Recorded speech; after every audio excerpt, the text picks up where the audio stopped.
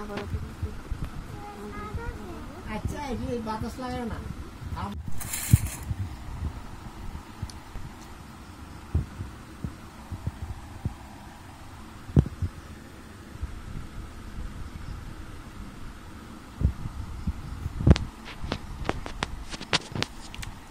দেখি একটু কেটে নেব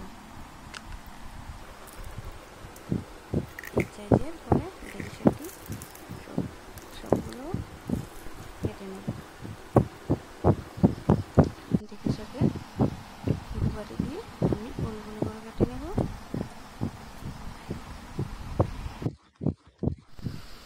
দেখি একটু ভালো করে পরিষ্কার করে নিয়েছি দেখি শাকের গায়ে প্রচণ্ড গুঁড়া গুঁড়া আবর্জনা থাকে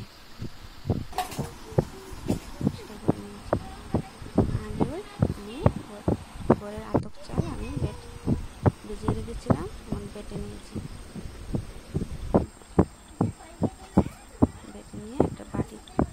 ঢেলে দিলাম ব্যাটারটা তৈরি করার জন্য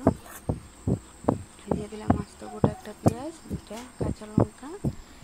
1 চামচ হলুদের গুঁড়ো স্বাদ মতো লবণ 1 চিমটি কালো জিরা আর আস্ত জিরা দিয়ে দিলাম একসঙ্গে স্বাদ মতো লবণ একসঙ্গে ভালো করে মিক্স করে নেব ব্যাটারটা কালো জিরা আস্ত জিরা দিলে বড়ার স্বাদটাও আলাদা থাকে তোমরা চাইলেও দিতে পারবে না চাইলেও লাগবে না আমি দিয়েছি বড়ার স্বাদটার জন্য এইভাবে আমি শাকের গায়ে ব্যাটারটা লাগিয়ে নেব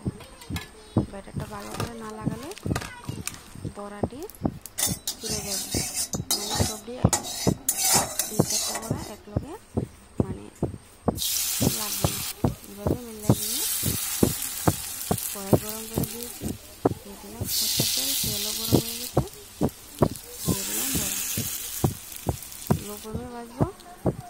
নাহলে বড়াটি বেশি আগুন দিলে বড়া পুড়ে যাবে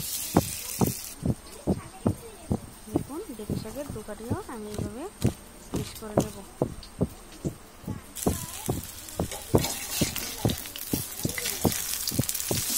আমার এই চ্যানেল যদি তোমার ভালো লাগে লাইক কমেন্ট শেয়ার করতে ভুলবেন না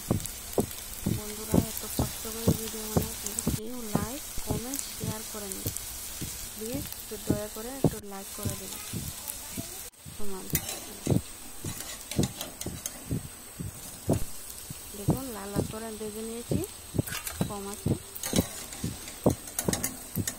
দেখতে যতটুকু সুন্দর খেতেও ততটুকু সুন্দর বিশ্বাস না হয় একটু ট্রাই করে দেখবেন আমি সত্যি না ভুল বলছি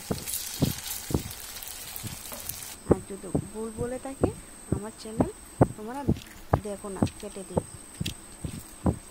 এই লাল লাল করে ভেজে নিলাম